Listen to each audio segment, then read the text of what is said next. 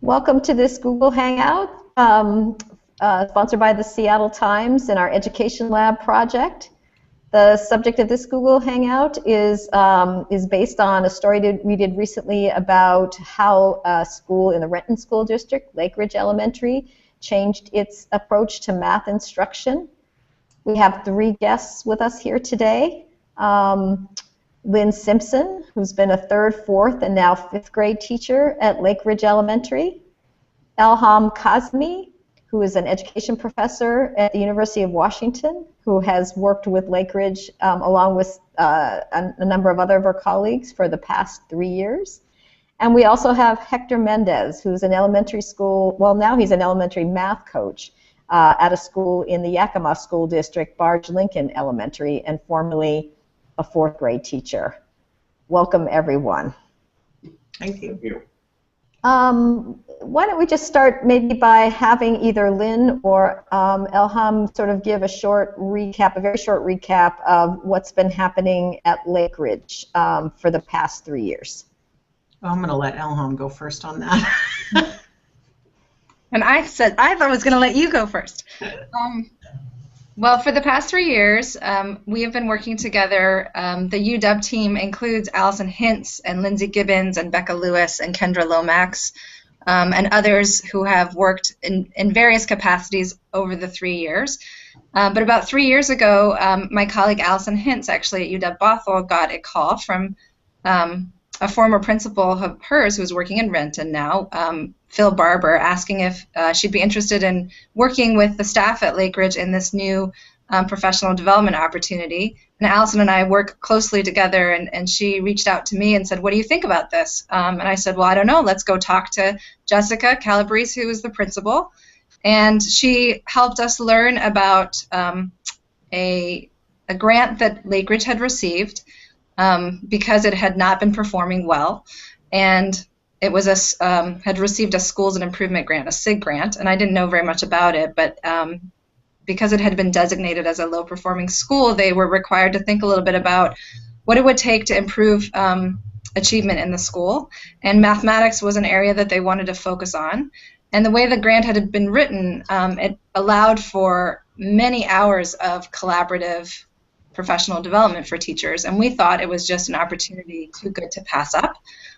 So we began working with Jessica and Teresa Lind, the math coach at Lake Ridge, to design job-embedded professional development experiences for grade level teams to examine the mathematics that teachers needed to help kids learn at each grade level, and ways for them to develop shared practices and shared norms across the school, so that children's mathematical experiences would be more coherent and would really build on each other over the grades.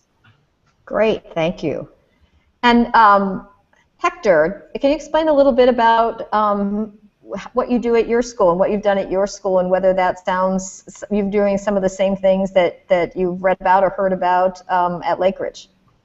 That's right. At our school at Barge Lincoln, we followed very similar to what we just said about the grant. We were given a flexibility waiver about 2 years ago, and so we followed pretty much the same parameters as a school improvement grant, and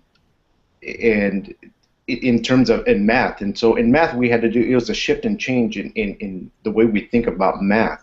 Not only things have shifted because of our demographics and our scores as well in the area of math, but we were given some extra time in math. We were given our 60-minute block plus an additional 30-minute block for math intervention, and that's just to rehone those skills. There were a lot of holes, not only in our standards, in our curriculum, meeting the standards, but it was a different shift in thinking, and so we've gone into this different way of teaching math. We do a lot more.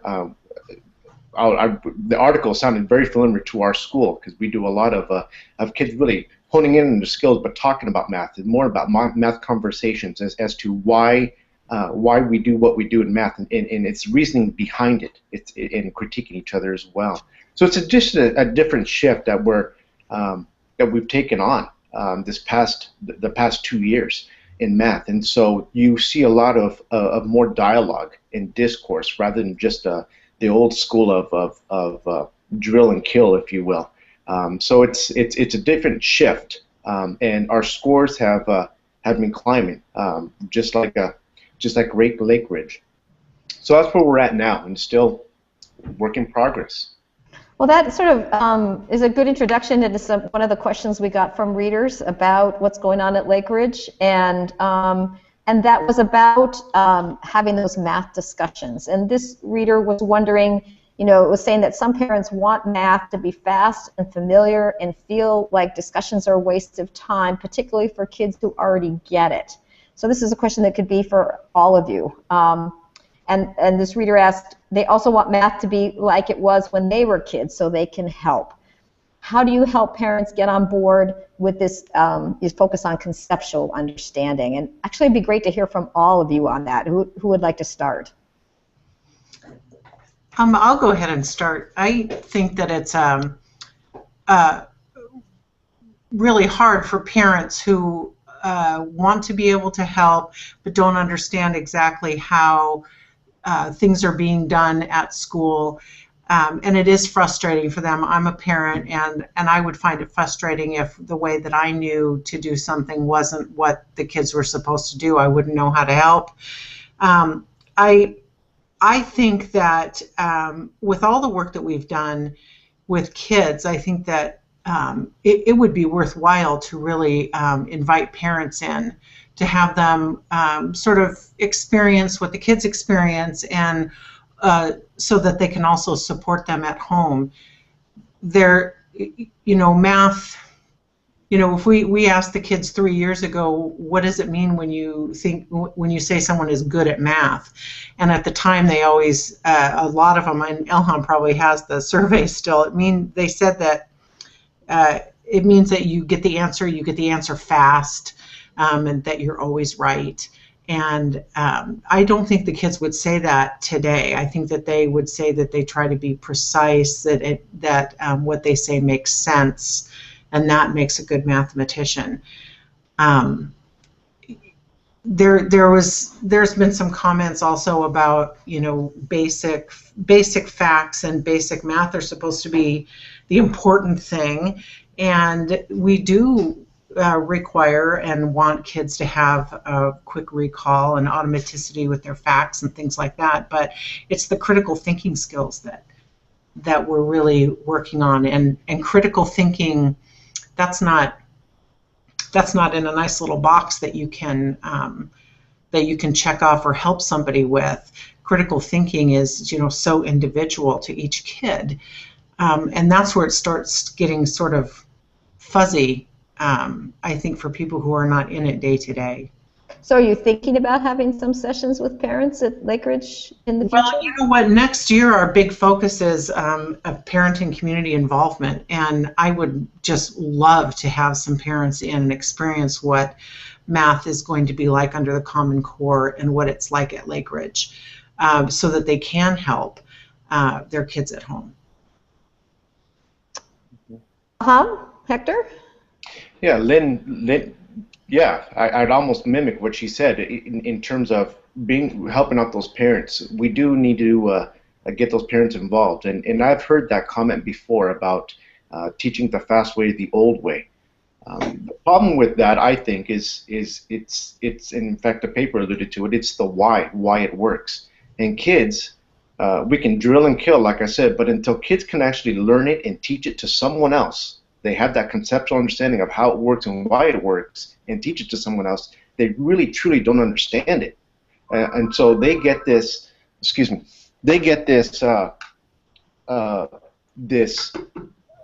understanding of procedures of how to get to the answer, but really honing down to the skills of what they need to learn and how to learn it. It's a different shift in thinking. And it's more of the why it works and how it works, rather than this. I keep going back to drill and kill. So when you explain that to parents, does that make sense to them, or are they still skeptical? They're still skeptical, and rightfully so. It's just that's their understanding. It's frustrating for them. It really is, and I can see their concern. I'm a parent as well. I have an 11-year-old, and some things that she's now in 6th grade, 7th grade, 6th grade. and it's beyond the math that they're doing. I teach up to 5th grade, 4th and 5th grade, and so now she's entering territory that's new to me, and that understanding, I can relate with what parents are saying, but it's very important that we understand that we do teach not the basics, but the math. I'm talking about so what I'm looking for. You're going back to the basics in the understanding of why it works and how it works. It's that number sense, if you will. I have an example of that, Hector. If I can just jump in with, I had a student who came from what wasn't a Lakeridge student who transferred in from another school and told me on his first day of school that he had gotten awards for knowing his math facts, and he had instant recall. And I said, well then, tell me what 5 times 20 is, and he got 100 right off the bat. And I said, can you show me what 5 times 20 looks like? And I gave him some manipulatives, and he did not know what I was asking him to do. And I said, well, show me, so 5 times 20, 5 groups of 20, can you show me? He did not even know what I was asking him to do. So it's kind of like, I can read Swahili, but I don't know what I'm saying. It's like he knew the math facts really quickly, but he didn't know in which situations it applied. Right. Yeah, it's a good example. What about you, Elham? I think what I would say, I'm also a parent, we should welcome families' questions to us, because it is through dialogue, actually, that we do understand each other's perspectives. And I think math conversations have to be carefully chosen. What we talk about, what's worth talking about, complex problems that we want our students to solve require engaging one another with what we tried and what worked and what didn't work. So there are certain things that probably aren't worth a conversation, but when you are learning new ideas, you need to talk them through, and I think that that's maybe a message to be able to convey, that teachers are making decisions about what kids need to grapple with, and it's around those ideas that we want to try to have math conversations. And certainly in the classroom, all kids don't need to be doing exactly the same thing at all time. So you're making adjustments and thinking about what's an appropriately challenging task for different kids, as well as finding those things that bring the whole class together for either small group conversations or whole group conversations when there's something new to be learned, so that it's not redundant or boring, but it's interesting, it's intellectually engaging. I'm just going to take a short opportunity here to say, if anyone that is watching would like to ask a question, look for the yellow icon at the bottom of the screen, and if you click on that, it'll show you how to ask a question. Okay, here's sort of a related question from another reader who said that in grade school and high school he was a good, solid student in math, but sort of lost his way in geometry and hit concepts that sent him into a tailspin and had to get tutoring for the first time. And his question is, how you best teach core concepts in geometry in such a way that that doesn't end up being a difficult subject when students get to that. Anyone would like to start with that one?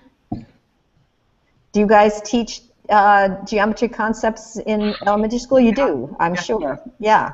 Well, I'm wondering if that is part of what Elham was talking about, the knowing what conversations to have and how deeply to go into those conversations when those initial understandings are being presented to the kids.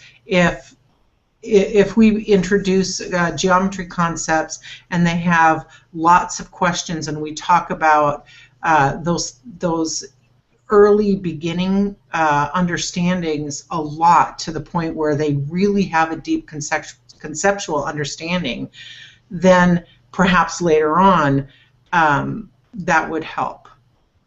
Is that what you were saying, Elham? Yeah. I think that in geometry for the elementary grades, we talk about attributes of shapes, and we talk about two-dimensional space and three-dimensional space, and how you compose and decompose shapes. that's really the key ideas in geometry, as well as thinking about perimeter and area and other things that require spatial reasoning. And kind of like our work with numbers, geometry is about how you compose space and how you decompose it to think spatially. And right, so it's not just the memorization of a formula for volume, that can be confusing if you don't have a conceptual understanding of width, length, and height and how that relates to volume. It's right, exactly, like a rectangular cube, or sorry, I should say, if you're taking a rectangular prism, right? Yeah. Right. And you're trying to figure out why is it length times width times height. The reason why is you're taking basically the area of the base, right, times the height. And then you can think about that in terms of a cylinder. Well, how do you decompose a cylinder? And what is the area of its base? It has to be whatever the area of a circle is, right? Because a circle has, a cylinder has the base of a circle. So it's not learning yet a new formula, but seeing, understanding the connections between the idea behind the formula and how you're decomposing that space. And that volume is about filling up space. That's just like one example. Right, and the exciting part for kids is when you're just sort of dwelling in that place of, like, for example, an area where you are talking about length times width, but we don't say that to the kids right off the bat. They develop that understanding. Oh, you just do the length times the width, and then they have sort of generated the formula on their own. And so then when you give them the shorthand for that, it's right at the moment that they need it because they've already developed that conceptual understanding. And it's not just a memorization of what we've told them to do. They actually really understand it. Mm-hmm. I think what's critical here is going back to the question is you guys are to me it's right, you're hitting it right on the nail, is that when kids are able to talk about and have that true understanding, they're able to teach each other about the cylinder, the area of a shape, and they're able to explain it. You have that foundation, that foundation to build on what's going to happen in the middle school, high school, and beyond. So to answer this guy's question, I think it's you have to have those fundamentals down at the elementary, and it's scaffolding. You got to build it. You got to build it all the way up post high school. It's a hard question to answer, especially for me being an elementary teacher, because you have to have that foundation. Without it, that's the best way I can answer it. Yeah, one question that came to me that sort of was related to that is that when I was doing the reporting at Lake Ridge, Lynn and other teachers, and Hector, I wonder if this is true for you as well, and Elham in your experience with other teachers, is that even though you know math yourself, you had to learn more about the concepts of math to be able to teach in this new way. Is that true? How did that happen for you? Does that make sense? Oh yeah, that makes a lot of sense for me. Okay. I think you quoted me as saying something like, yeah, of course I know how to do third grade math, but I needed to know more about how third graders learn in order to be able to teach it. And that's been the best part of those last 3 years, that the focus has really shifted from giving directions to the kids to it's like tossing something out there for them to think about and talk about, and then guiding them to the understanding that you want them to have. That's just really exciting because the kids bring the energy around that. They're just really curious and have a lot of questions and are always trying to make sense of things. And so give me one example of a piece of math that you understand differently now. Well, what Elham brought to us at the very beginning of our journey with the UW was the trajectory of the cognitively guided instruction, where how kids make sense of math. They start with direct modeling by ones, which means that they're literally going 1, 2, 3, 4, 5, counting things out, to counting by tens, to, just as they move along the trajectory. For me, that was just the big eye opener, because in reading, we always knew you could listen to a kid read and watch them read and be able to decipher pretty much where it was that they were slipping up and what you could do to help them. But I didn't have that same understanding in math. And once we started getting that professional development from the UW, it was like my eyes were open. I was like, I can watch a kid work a problem, and now I can diagnose precisely where they are, and then know what to do to help them. Mm-hmm. So if I see a third grader still direct modeling by ones, something that you would see maybe a kindergartner or first grader doing, then what I can do is ask them to come up with more efficient ways, and eventually they start grouping by tens, and then they're on their way. So it's understanding that trajectory. Mm-hmm. Have you found that true with a lot of teachers, Alham? That was important for them to improve math instruction and get better results? I think if you think about any professional that is an expert in an area, they have specialized knowledge that allows them to figure out where they're, how to diagnose or how to read what the situation is, right? So if you have lay understanding, you certainly can use your common sense, but with more specialized understanding, you know what questions to ask, what different kinds of questions to ask to help you see, well, do they understand this facet but not this facet, or where are they in their ability to do these kinds of tasks versus this kind of task. And as you learn more of the specialized knowledge as a teacher, you are better able to assess what kids' starting points are, and you have a sense of what kinds of things would be helpful to pose or for them to practice, so that their skills develop. And you may be able to solve a problem yourself as a layperson or someone who's been a student, but not necessarily know what exactly is going on that is tripping somebody up, or what's the next best set of questions to ask that would really kind of push the edges of their understanding and broaden their understanding. And I think that is the work of teaching. We have to continually build and learn about that. I certainly am always continuing to learn and build that. I don't think we're ever done as teachers, because we are professional learners in some way, and the thing that we have to learn is how people learn. Mm-hmm. So has your understanding of math changed? Has you changed the way you taught math, Hector? Oh, absolutely. It's always evolving with me, and I'm always looking at different ways. I'm old school in that in the way I was taught, there's only one way to do everything. A good example is multiplication, or even division. Let me take division. I've always learned that family division, divide, multiply, subtract and bring down, or dad, mom, sister, brother, and that was ingrained. So every time I think of division, I think of that the process there. But when you truly ask the kids to divide, division, one of the new ways of dividing is now conquering this, having number sense, really understanding the place value of those numbers when dividing. If you take the number 300 divided by 3, and when you divide my brain, 3 goes into 3 one time, well, the kids will understand that that's a 1, not a 100. And it goes back to place value. It's the way of thinking, and it's always changing. It's always evolving. And so we learn that, unfortunately, a lot of parents they want the easy way and not why it works. They just want it. They want that end product.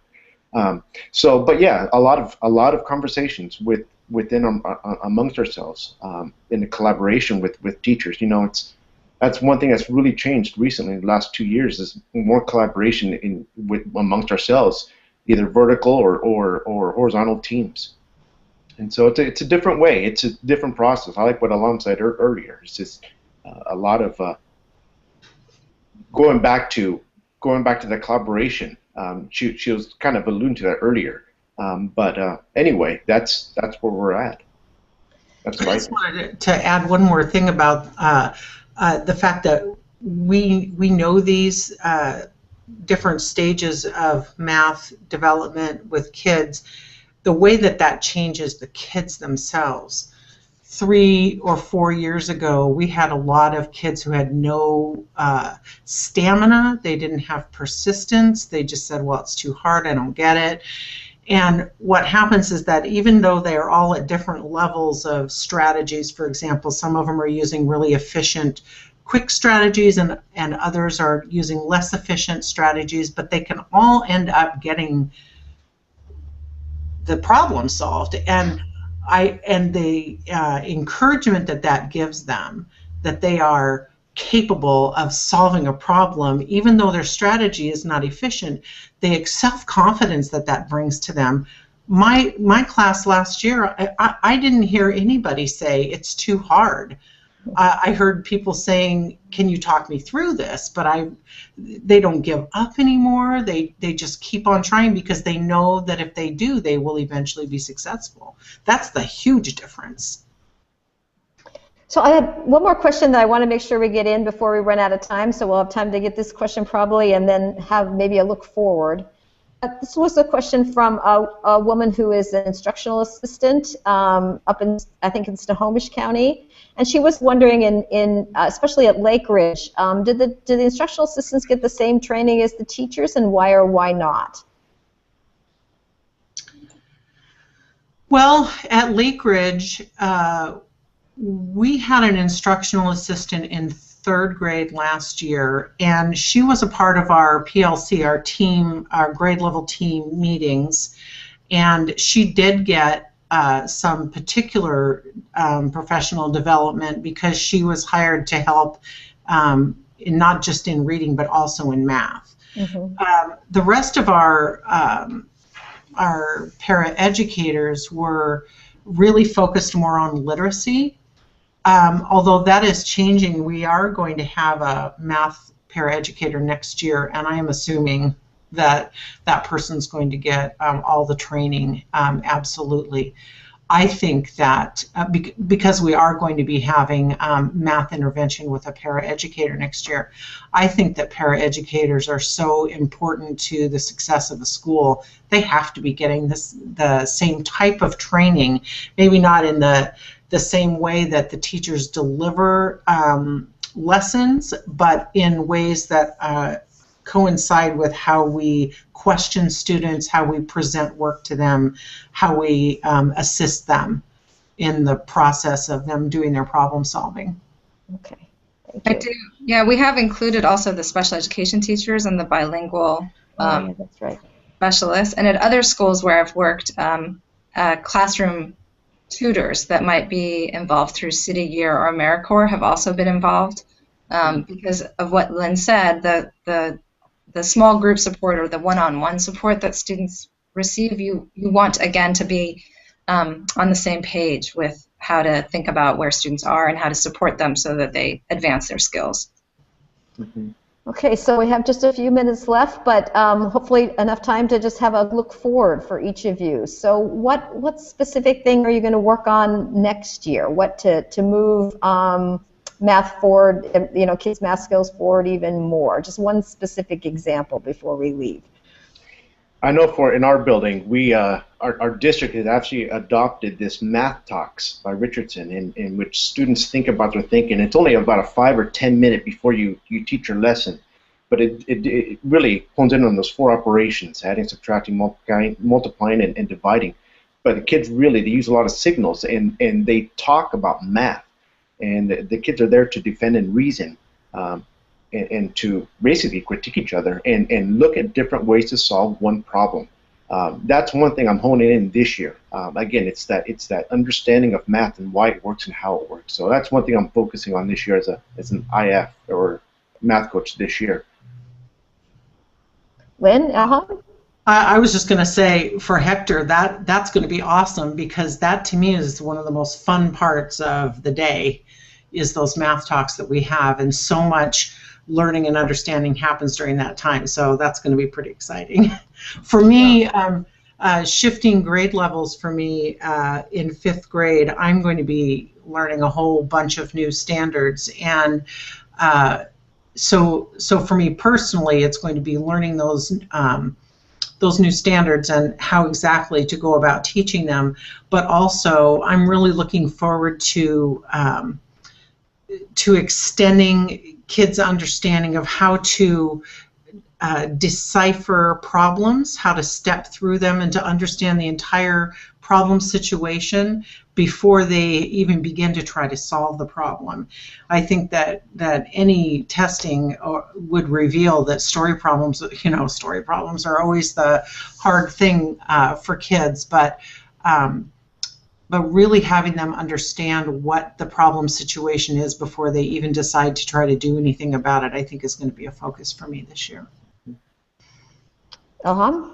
And I'll be working with many new teams of teachers who will be co-designing lessons together and trying them out with one another in order to develop their collaborative practices and learn more about where their kids are. Okay.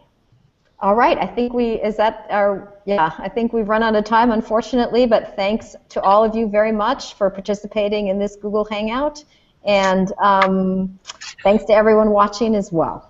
Thank you. Thank you. Thank you.